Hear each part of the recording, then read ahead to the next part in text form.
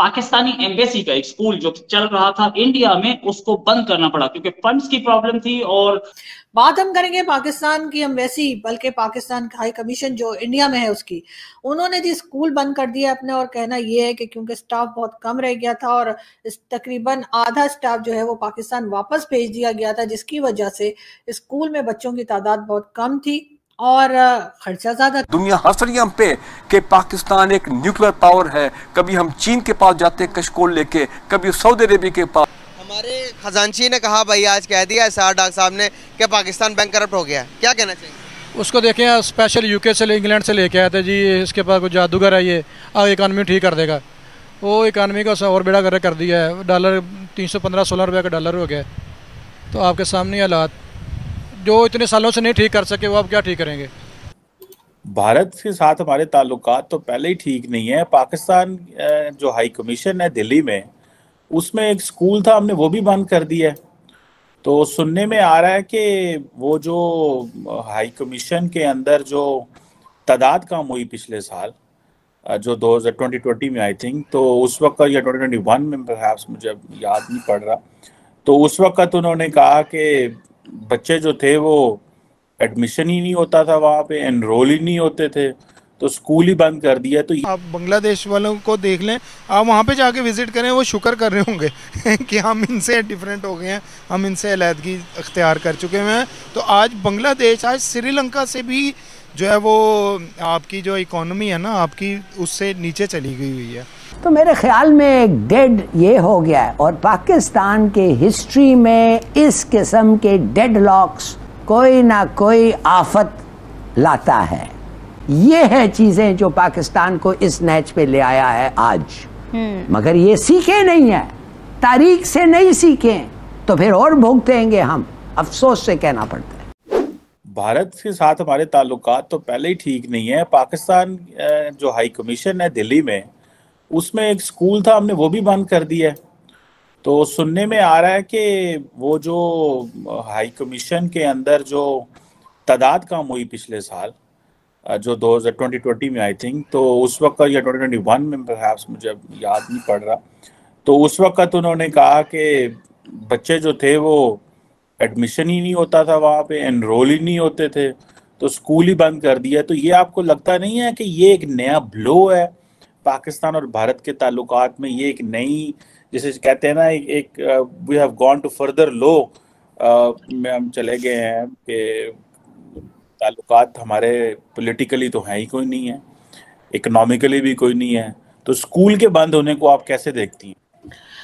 Sir, जहाँ तक मैंने न्यूज़ चेक की है तो उसमें तो उन्होंने ये बताया है कि क्योंकि स्टाफ बहुत कम है और कुछ टाइम पहले इंडिया की तरफ से कहा गया था, तो उस वजह से हमारा जो हाई कमीशन वहाँ पर है, वहाँ से स्टाफ को कम कर दिया था। और स्कूल में जो बच्चे हैं वो बहुत, उनकी तादाद कम थी और नए एडमिशन ज़ाहिर है नहीं हो रहे थे। और उन्होंने कहा कि कोई बाहर के बच्चे भी उसमें नहीं आ सकते थे, उसमें सिर्फ और सिर्फ हाई कमीशन जो है वहाँ के स्टाफ के ही बच्चे जो हैं, सिर्फ उनको ही एडमिशन मिलता था या उनके लिए ही स्कूल था। तो जब वो बच्चे बहुत कम रह गए थे तो उन्होंने कहा कि जब एग्जाम्स हो गए और साल खत्म होता है जैसे वो हुआ है, तो फिर उन्होंने स्कूल को बंद कर दिया। और क्योंकि जाहिर है कि जो बजट है उसके लिए भी प्रॉब्लम हो रही थी और नए एडमिशन्स भी नहीं थे, तो बहुत थोड़े से बच्चे हैं, तो उन्होंने कहा कि वो किसी बाहर जो स्कूल्स हैं उनमें उनका एडमिशन हो जाएगा।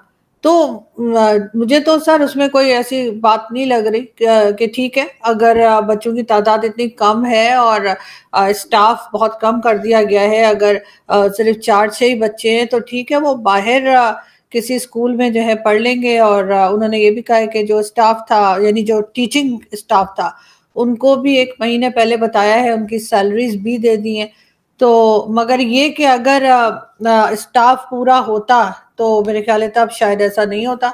इसलिए ये कोई खास चीज नहीं है सर, इस किस्म की चीजें तो हमारी होती रहती है। स्टाफ को अगर पैसे ही मिल जाए तो बड़ी बात है। बहुत सी एम्बेसीज तो ऐसी हैं पाकिस्तान की दुनिया में जिनके स्टाफ को पेमेंट्स ही नहीं हुई हैं और वो ये रो रहे हैं कि जी हमारी सैलरीज नहीं मिली हैं। तो इन्होंने तो सिर्फ स्कूल बंद किया है, बाकी बच्चों को तो जाहिर है वो बाहर किसी स्कूल में एडमिशन हो जाएगा। 2013 और 15 के दरमियान इंडिया और पाकिस्तान के दरमियान एक मुआहदा हुआ था। पाकिस्तान कहता कि भाई हमारे लोग बड़े काबिल दिमाग के तौर पर ज़हीन लोग हैं, इंडिया कहता नहीं भाई हमारे लोग बहुत ज़हीन हैं। तो इंडिया पाकिस्तान के दरमियान एक मुआहदा हुआ 2013 और 15 के दरमियान। पाकिस्तान को कहा इंडिया ने कि आप अपने तकरीबन 30 बच्चों को पढ़ाओ, तालीम दो, जिस तरह की आप चाहते हो तालीम दो, और 30 बच्चों को हम देंगे, तालीम देंगे, और देखते हैं कि एंड पे एक साल में एक टाइम रखेंगे जहां पर हम दोनों बच्चों को रखेंगे और मुकाबला करवा देंगे कि पता चल जाएगा पूरी दुनिया को कि बच्चे कौन से मुल्क के ज़्यादा काबिल है। तो अभी वही ट्रेनिंग चल रही थी, पाकिस्तान ने फंडिंग देने से बंद कर दिया, अपने बच्चों को तालीम, कहा कि भाई हम तालीम नहीं दे सकते, मस्जिद हमारे मुल्क में पैसा नहीं है। तो क्या समझते हैं आपके एक मुल्क जो कि इंडिया है वो भाई अपने बच्चों को तालीम दे रहा है, दूसरी तरफ हम हैं जो कि हमने भाई हाथ उठा दिए। अभी बताएं कि कितनी बड़ी बिस्ती है ये कि एक मुल्क जिसे हम कहते हैं कि भाई एटम में हम सबसे आगे, लड़ाई कर लो जितनी मर्जी, इल्म के बाद आई तो हम भागे उनमें से। क्या कहना चाहेंगे? बेसिकली तालीम तो फिर आपकी जो है ना वो सेकंड प्रायोरिटी पे आती है। फर्स्ट प्रायोरिटी इज़ आपका जो फूड है, आपकी जो नेसेसिटी है, आपने ज़िंदा कैसे रहना है, पानी है, खाना है, तो आपको तो वही मुहैया नहीं हो रहा आपकी गवर्नमेंट की तरफ से। तो आप तालीम के ऊपर तो ये कभी सोच ही नहीं सकते। ये तो कोई भी हो, कोई भी हुकूमत हो, सिवाय मेरा ख्याल से इमरान खान ने थोड़ा सा इसके ऊपर वर्किंग वगैरह की थी। लेकिन बात यह है कि एक जनरल सा सवाल है कि अगर आपके पास रोटी ही ना हो खाने के लिए या पानी पीने के लिए ना हो, तो आप उसका अपने कैरियर के बारे में तो सोच ही नहीं सकते, या आप अपनी तालीम के बारे में तो सोच ही नहीं सकते ना उस वक्त, क्योंकि आपकी प्रायोरिटीज़ ही चेंज हो जाएंगी। आपकी प्रायोरिटी होगी उस वक्त फूड मिल जाए मुझे किसी तरीके से। फिर यहाँ पर आपकी बात मैं गैडिट कर रहा हूँ कि आपने कहा कि फर्स्ट प्रायोरिटी फूड है, उसके बाद तालीम है। बात हम करेंगे पाकिस्तान की एम्बेसी, बल्कि पाकिस्तान हाई कमीशन जो इंडिया में है उसकी।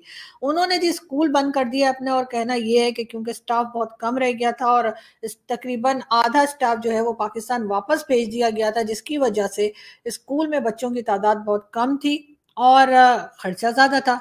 तो इस वजह से अब ये किया गया है कि जो पहले टीचर्स थे वहां पर उनको 1 मंथ का नोटिस देकर और जॉब से निकाल दिया गया है, और बच्चों को जो है वो किसी दूसरे यानी बाहर जो स्कूल होते हैं एम्बेसी से बाहर या हाई कमीशन से बाहर, वहां पर एडमिशन करा दिया जाएगा, और इस तरह से स्कूल जो है वो बंद कर दिया गया। ठीक भी है, अगर आपके पास स्टाफ इतना कम है कि 2-4 ही बच्चे हैं तो बिल्कुल उनको बाहर किसी स्कूल में भेज दीजिए, बजाय इसके कि हाई कमीशन अपना कोई पर्सनल स्कूल खोल के बैठे, क्योंकि कहा यह भी जा रहा है कि इस बात की भी परमिशन नहीं है कि कोई बाहर के बच्चे जो है वो पाकिस्तान हाई कमीशन के स्कूल में एडमिशन ले सकते हो या कोई और एम्बेसी के बच्चे वहां पर आ सकते हो।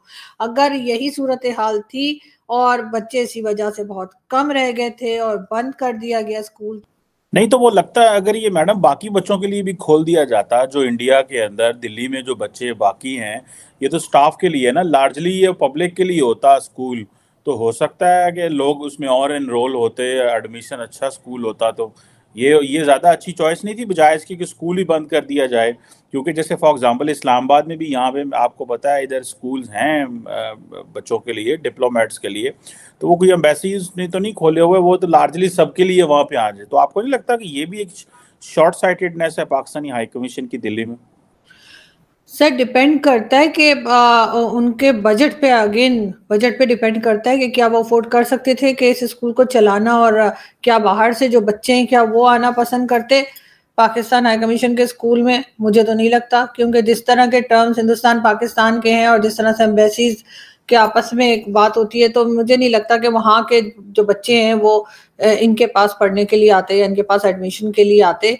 और वैसे भी इनको पहले ही बच्चों को आम स्कूल्स में होना चाहिए। मेरे ख्याल से ये एक एक्स्ट्रा बर्डन पाकिस्तान एम्बेसी ने अपने सर ले रखा था, इसलिए कि अगर बाहर जो स्कूल मौजूद हैं दिल्ली में और जगह पे, तो वो शायद ज़्यादा अच्छी एजुकेशन प्रोवाइड करेंगे, बजाय इसके कि पाकिस्तान एम्बेसी अपना अलग स्कूल, वो 1.5 ईंट की मस्जिद जैसे होती है वो बनाने के बजाय, मेरे ख्याल है बाहर जो स्कूल्स हैं उनमें जाके बच्चे पढ़ लें, वो ज़्यादा बेहतर रहेगा। तो सर मैं यहाँ पर बात करना चाहूँगा, अभी मैं 10 बंदों के पास चला जाऊँ मांग लेके, आप मेरे साथ चलिएगा, मैं उन्हें जैसे कश्मीर की बात करूँगा, वो कहेंगे कि हम भूखे भी रह लेंगे, कश्मीर हासिल करेंगे। कभी हमने कश्मीरियों से पूछा कि आप क्या चाहते हैं, वो 25 रुपए का आटे के पीछे छोड़कर क्या 160 रुपए का आटा लेने आएंगे, 180 रुपए के लिए हमारे पास आएंगे? कभी भी नहीं सर। अभी तो आप कश्मीर की भी तो बात कर ही रहे हैं। हम वही कंट्री हैं कि अगर हमें कहीं से लोन मिलने की उम्मीद होती है तो हमारी यहाँ मिठाइयाँ बढ़ती हैं, हालांकि होना तो ये चाहिए कि हम खुद काम काज शुरू करें, ट्रेड ओपन करें, फैक्ट्रीज ओपन करें पाकिस्तान की, और खुद से खाना कमाने की आदत डालें। लेकिन अनफॉर्चुनेटली अभी तक हमारे यहाँ यही सूरत हाल है कि हमें जो है वो कहीं ना कहीं से लोन लेना पड़ रहा है। अब कहने वाले ये भी कह रहे हैं कि जी IMF ने क्योंकि बिल्कुल ही झंडी दिखा दी और उन्होंने कहा है निकलो चलो फूटो इधर से, और अब उसको कह दिया गया है एक तरह से, सागदार साहब जो हमारे फाइनेंस मिनिस्टर है उनकी तरफ से टाटा बाय बाय। और सुनने में ये आया है कि चाइना जो है वो 2 से 3 बिलियन डॉलर पाकिस्तान को कर्जा देने पर रजामंद हो गया है। ये और बात है कि उसके बाद चाइना जो है वो जिस तरह से हरकतें करता है और जिस तरह से हमारा तेल निकालता है